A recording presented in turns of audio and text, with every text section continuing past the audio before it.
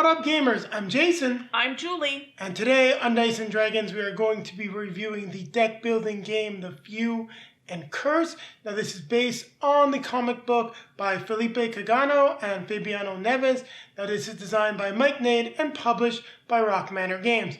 Now, before we get into a little bit more information about the game, Julie has a public service announcement. So this is a review copy that was provided to us by Rock Manor Games, so thank you very much for that. Yes, thank you. I was definitely interested in this game on Kickstarter and very happy that we got the chance to play it. As usual, we'd like to remind our viewers that though this is a review copy and we are appreciative of the support of our channel, our opinion is our own. So this game has a competitive and a cooperative mode. Yes. You can play solo or you can play up to 4 players. The game is intended for ages 13 and above. Now, when it comes to time, the game is a little confused itself. It has a little bit of... Probably a misprint on the box. So the back of the box says 60 minutes and then front of the box says 90 minutes. Our experience with the game is that it's 90 minutes to 120 minutes probably. It's closer than definitely not a 60-minute game, at least not in our experience. I think you might get it down to 60 minutes if you're playing solo, and all of our plays with 2 players have been close to averaging 45 minutes per player, even a little longer during our first game. So keep that in mind with regards to the length of time this is going to be on your table. Now, what do you think about the age, Julie? I think it's a good age. I mean, there's a lot of things to consider when you're playing, and it does have a little bit of scary content to it. Yeah, I don't think you're going to want to go much younger. I mean, if your kids are fans of comic books, westerns, creepy stuff, then you can probably get away with it. But I think the box has it pegged exactly in that perfect age range all around. So what exactly is going on in The Few and Curse? Well, actions takes place in the future. That's right. This is a post-apocalyptic future where most of the water has disappeared from Earth. Action is centered around the city of San Andreas and what is now known as the Pacific Desert. You take on the role of a curse chaser. You will be moving around the board by acquiring, well, you're going to be playing cards. You'll also be acquiring cards every turn, and you'll be trying to complete jobs, capture bounties, and earn the most grit in order to be the most fearsome curse chaser in San Andreas by the end of the game. Now, the game will end if all the artifacts are collected, if a monster ever reaches San Andreas, or 3 monsters have been defeated. Now, did I forget anything, Julie? I think you're good. No, I think we covered everything. So what time is it? It's time to grab our drinks. Grab our fellow curse chaser. I'm going to take it to the table one more time. Let's see who takes it this time. Yeah, I wonder who's going to be the grittiest curse chaser. We'll see. Now we're going to take a look at the components for The Few and Cursed. So we'll start with the rulebook. Now, overall, I don't find that there's too many issues with the rulebook. I like most of the layout. I did find it difficult to find certain rules. Not the biggest fan of where some stuff is placed in the rulebook, but overall it's really cool. Got a nice explanation for all of the phases. And then the solo mode and the cooperative variant are in the latter half of the rulebook. Now we'll start with the player boards. So we do mention this in the review, but you'll notice that the boards are getting a little warped already. So the game is for 1 to 4 players. You have the redhead with her player board. You have Jebediah with his player board, Annabelle's player board, and Mecenas. Now you have your starting water, which is also your money, your starting health value, your starting bullets, and your curse. Now, these black spaces here represent your maximum limit, but you can upgrade these over the course of the game, as you can also do with your health. Now, as we took a look at the characters, we're going to go ahead and take a look at the other aspects of the game that are associated with the characters. So I'm not going to pick it up. Well, I'll pick it up, actually. It's not that difficult. We've got our first player token. You've got the different colors for each player. So you can either be blue, red, yellow, or brown. And just to make things simple, you have rings for each of them. And here are the miniatures. This is by far my favorite, the miniature for the redhead. I think she's got the most detail. Here we've got Jebediah. Very cool. Annabelle. And Maecenas. Now, for those of you that may be wondering why this is just a review video, this board is giant, so we are not doing a how to play. It really just doesn't fit on our camera setup. So I said we take a look at the other aspects for the players. So we have their hero card, which is double-sided, so they have a curse side as well. Every player has their own starting deck. Now, just so you know, each player will have a different amount of cards, so it's not standard. For example, Jebediah only has 8 cards. They'll give you damage, curse value if you follow the effect at the bottom, movement in green, and in blue you get your monetary value. So you got Annabelle,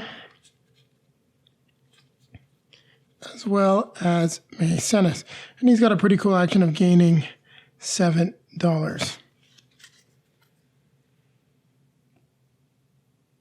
Here we've got the dollar tokens, just so you can see, $1, $5, $10. And as we're still talking about the player characters, now this is the deck that you're going to be building from during the improvised phase, where you're going to draw 2 cards from the top of the deck and add 1 to your hand. So in this case, we'd have a choice between Supernatural Speed and Uppercut. You'll notice here that you can also trash a card to gain that extra boost. So there's a whole lot of cards here. You can even discard 2 cards from your hand to draw 2 cards. You can gain some curse to draw 3 cards. Lots of cool stuff that you're going to be doing. And Julie and I really enjoyed the deck building element, since you didn't have to really buy anything. Now, here, and I'm not going to lift up the entire deck, these are the job cards. Actually, yeah. So these are the job cards. That one's just upside down, that you must complete by spending these resources to complete said job. Now, it's worth 2 water and grit. Grit are your victory points that you need to get by the end of the game. They may also come up with some cards that will give you extra bonuses for every job that you have completed. Here we've got the store items, so you see what you can buy. A Winchester rifle, which will give you automatically +2 attack. You can get a horse for +2 movement. Another gun, a hat, revolver. This one might take some bullets. And you'll notice that on the character board, they've got space for a 2-handed weapon or 2 one-handed weapons and 2 accessories. If you ever get more stuff, you have to discard it. As you move around the board, you will be hunting down bounties. So here we've got the wanted bounties that are double-sided, and they're because they're always in the game. As long as you're at one of the locations where they're last seen, you can fight them up to 2 times. And this card actually slipped into the deck. We're going to put it where it actually belongs, at the bottom of the stack of 2 cards. Sorry about that. So here we've got the most wanted bounties, and at the bottom of each deck, we've got the Wendigo. Well, not each deck. There's 4 spots, as you can see right here, for the most wanted bounties. Got the Wendigo, the White Demon, the Sikali, I think, and then the last monster, the Crow Prime. So we'll take a look at those miniatures in a second.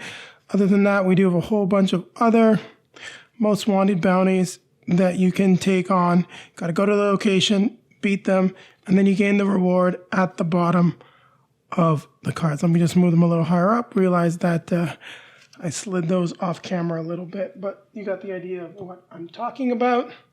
So here we've got the Wendigo, the Sikali. Very cool mini. I do like this one. It's got a nice feel to it.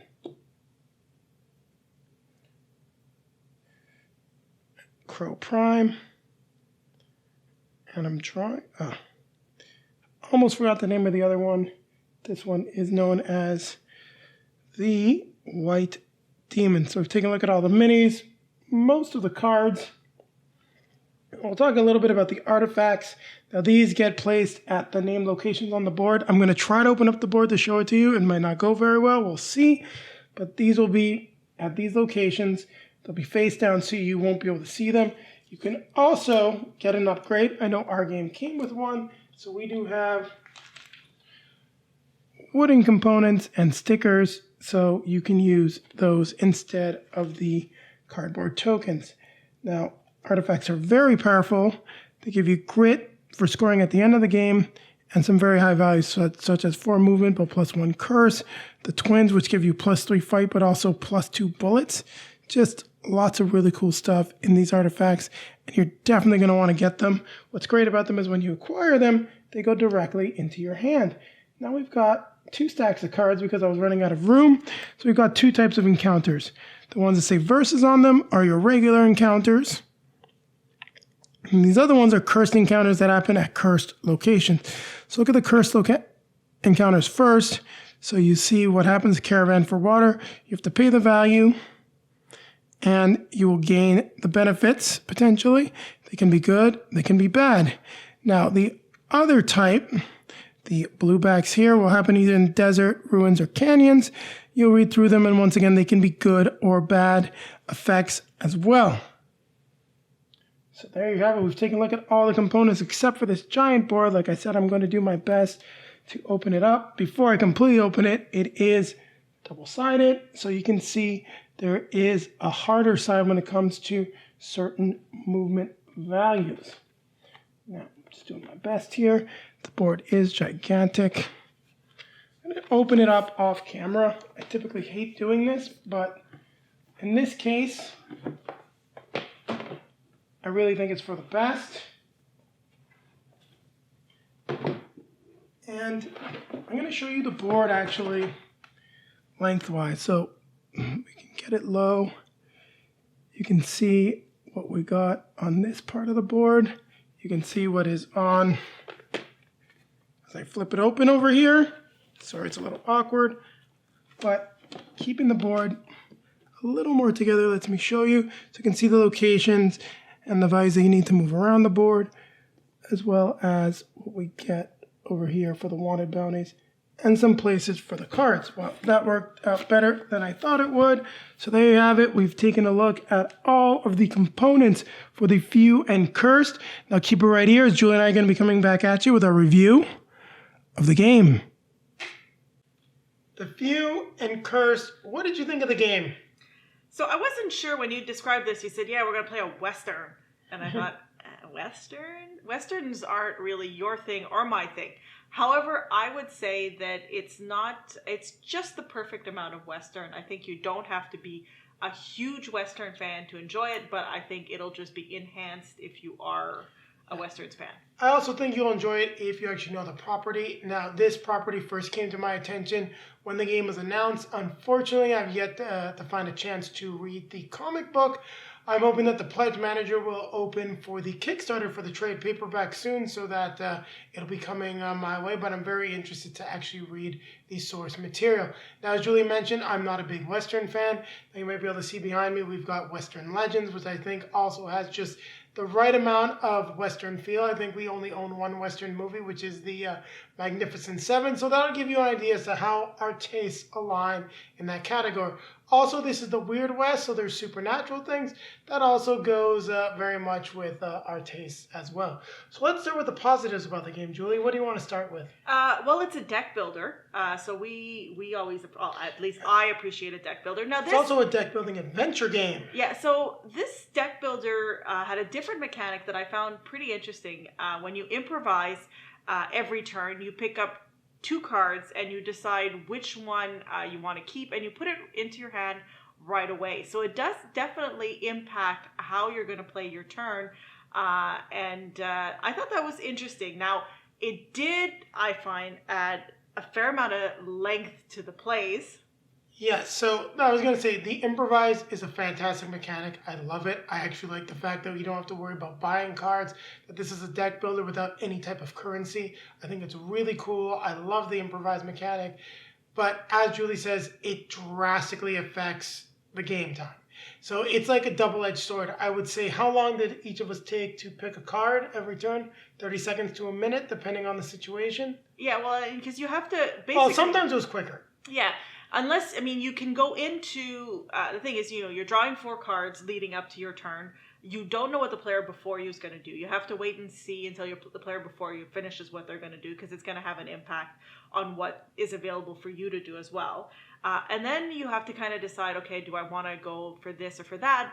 But the cards that you can pick up can be completely different.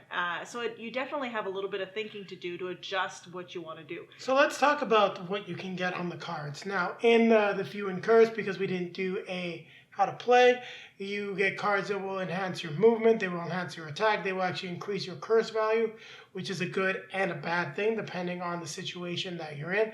They will also decrease your curse value as well as give you water, which is the currency in order to buy items in the game. And what I do like about the improvise mechanic is you're doing it every turn. There's also some cards that allow you to draw cards, either yes, thank you. By different mechanics, either discarding the same amount or just full on drawing more cards. Yes, and what I was going to say with regards to the improvise mechanic, I really like the fact that it lets you have a lot of flexibility in the field. And just thinking now about the way we played the game, we definitely got more bogged down picking cards when we were in San Andreas, because you don't necessarily have a clear plan when you're back in the town, and we'll talk about how you get there. So I think that is when it took the longest to pick a card, because you're looking at everything and then trying to build your best plan from there. Yeah, I mean, I found that I sometimes took a long time when we were out as well, not just in San Andreas, just because sometimes it wasn't clear what I was going to do depending on the cards I pick. For example, if you have half movement, half attack, you don't have a clear direction necessarily where you're going to be going.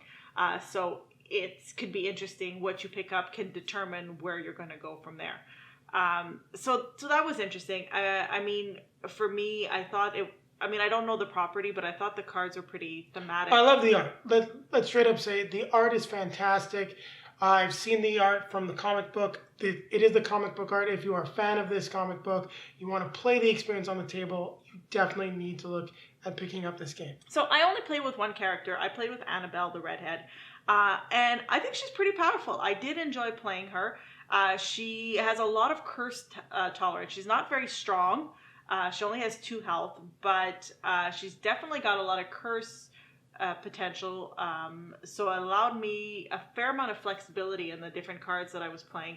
Because the curse cards, from what I can tell, tend to allow you more powers, more fun things to do. Yes. You're using the dark arts in order to get more power. And I only got the chance to play as a Jebediah. I'm not going to lie. I like the character of Jebediah. I think you like the character of Annabelle. I think we may have swapped if we got another play of the game in. The other 2 characters, Mecenas and Isabel, are just they're not my style of characters. They're very cool. I love the fact that you've got a badass little girl running around that knows how to take care of herself and hunt, cursed creatures. That's awesome. And Mecenas is the very rich character, but just wasn't the kind of style I really wanted to play in this game. I love the minis. So to talk about the minis, I always like having minis, and I thought they're pretty cool.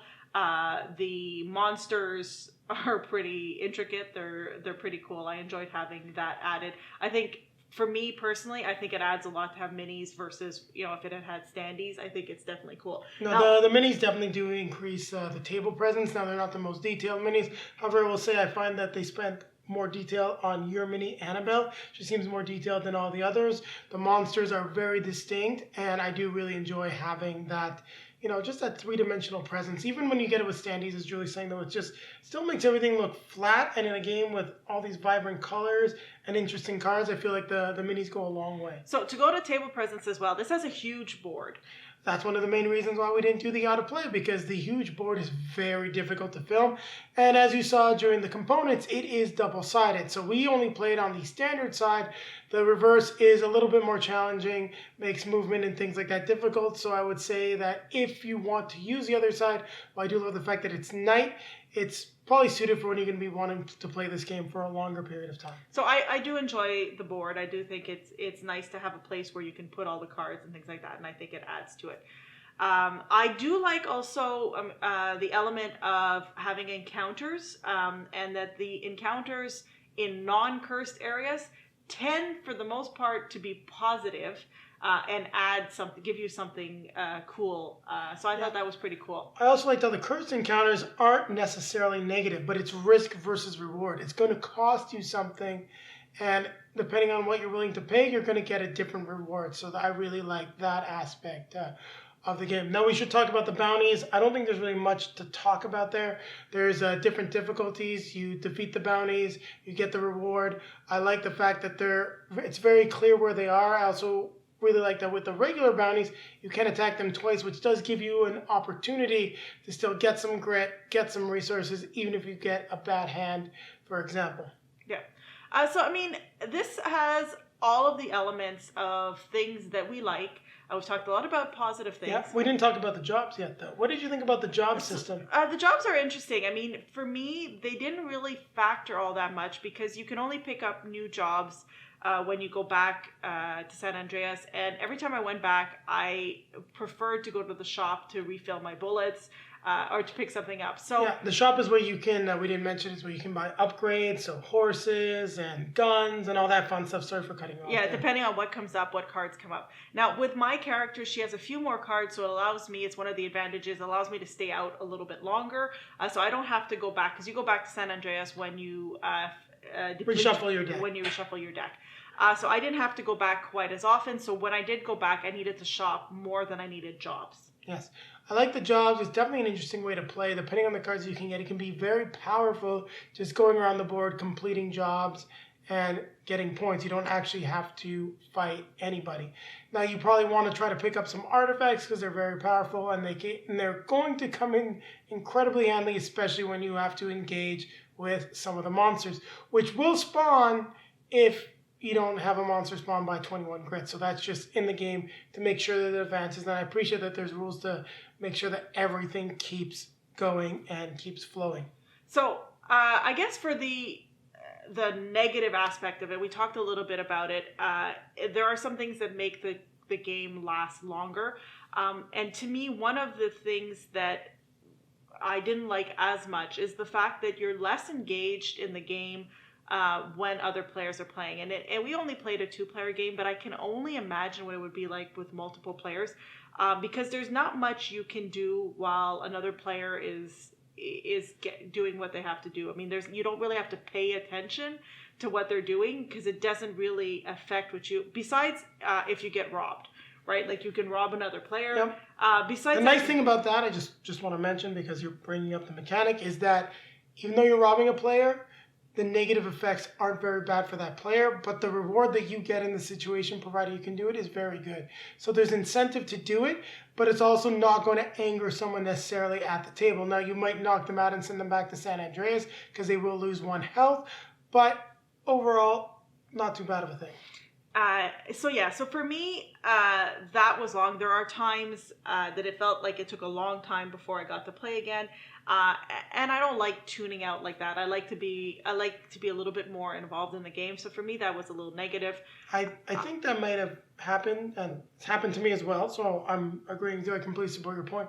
We've been playing a lot of games lately where you need to pay attention, especially to 2 players, as to what's going on the other player's turn. We played Doom, we played Last Winds of Arnak, we played Red Rising, and all those games, you need to be engaged on the other player's turn, which is something you don't need to do in the Few and Curse.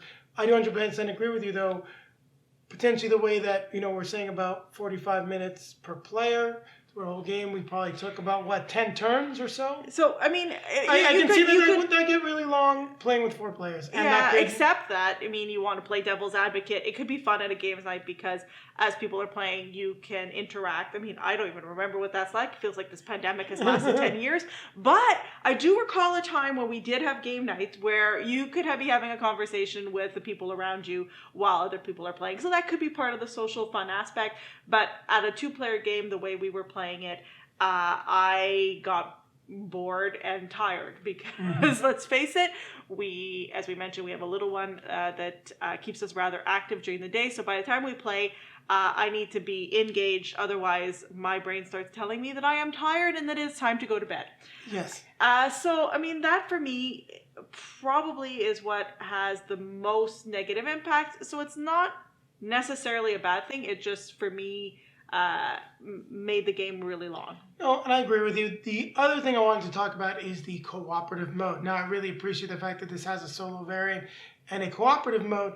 One of the bad things about the cooperative mode is because the way the game puts pressure on you to engage those most wanted bounties, to be able to take out the monsters, because that's the only way you're going to win the game, it really excludes a lot of the rest of the game unless you really don't have that many options. Going after a regular bounty or doing a job will help slow down the negative effects, because what happens is at the end of every turn, you take the grit that is visible from the most wanted bounties, changes to the regular roses that you will not flip over a most wanted bounty after you defeat one. So that's a great way to lower that impact as well. But it's still going to cycle down a lot, and you really got to focus on those most wanted bounties. And you got to do it cooperatively, which is nice. That's the way that we learn the game, but it's also fairly long because you do have to go through 3 most wanted bounty decks, get to the monsters, defeat all 3 monsters, and win the game. I don't really have anything else to add. Did you have anything else? No, I think that really covers everything about the game. I mean, the only other thing I would say about from a component perspective. Oh yes, thank you. The player boards started warping immediately, which annoys me.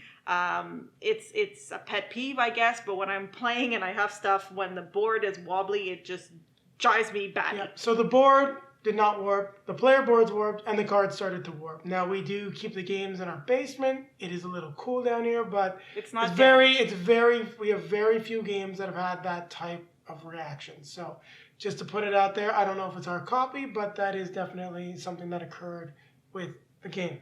So you are going to give your rating first. So I have to say, just with regards to what I like to do in terms of gaming now, I really think that this is a great deck builder in terms of mashing up the style of deck building and adventure gaming. It's just, if I want a deck building fix, I'll probably pick another game. If I want an adventure fix, I've got Runebound. I'd probably rather take Runebound to the table for that long, sprawling adventure game. And that's really more about theme than it is about this game itself. I prefer the fantasy setting to the Western setting. That being said, I think you're getting a solid game in this box, but really the length of the game, and that's just something that I can't quite get around. I know it says 90 minutes. I think you can get it faster with a lot of plays. That being said, we got a few plays in, and it didn't really get faster for us. Brings it down from what would be a 7, a solid game. Still a very good grade, but it's a 6.5 for me. Just that time is not something that we regularly have to play games right now, and it's just not something that I can see getting to the table or necessarily even coming out during game night currently. Yeah, I echo Jason's comments. I won't repeat them all. It is also a 6.5 for me, mainly from a time perspective. As I said, what really dinged it for me down to a 6.5 is the fact that I kind of tuned out in between plays. I guess I like games where I can be a little bit more involved. If that's not something that you like, then you'll probably love it. There's a lot of reasons why we said you could like this more than we like it. There's a lot of good things to like about the game. It's just not our cup of tea right now. No, and just to highlight this, and we've mentioned this on a few podcasts and different videos that we've been doing, when we're going for that longer experience now, we sort of have that one style of game that we like to play. Typically for a long game, we want to be playing a dungeon crawl. That's what we want to do. We'd rather play games that clock in right around that hour and 15 mark when it's just going to be the two of us playing games. And this is just outside that, which really I think puts it down to that 6.5 score that we both agree on. Yeah, the last game I think was over an hour and a half, and that's starting to be a long investment for us with the amount of time we have for gaming. Yes, exactly. So there you have it. Those are our thoughts on the Few and Curse. And what time is it now, Julie? Well, it's time to remind people to like, comment, subscribe, hit the bell to be notified when we have some new content for you. And take a look down below in the video description. You'll find links to all of our social media feeds: Facebook, Twitter, Instagram. If you'd like to see pictures from Julie and I playing, the Few and Curse, check out those feeds. Also, if you're looking for the copy of the game, you should check out our link to multizone.ca. You'll get 10% off your next purchase. They may even have the Few and Curse available in stock. It's also a great way for you to support the channel because a portion of that purchase is going to be returned to the channel. So if you want to support us, please check that out. And then popping up in front of me, you're going to have a link to our most recently released video. And then over here, Julie, what should we have? Something Western related? Sure. So it'll take you back to our unboxing of one of the Western Legends games, and then when we finally get that reviewed, because it'll happen eventually when we find the time, maybe after a game night, it'll take you back to a review of Western Legends. So now it's time to grab our drinks. Grab our fellow cursed gamers. Cursed gamer? That works.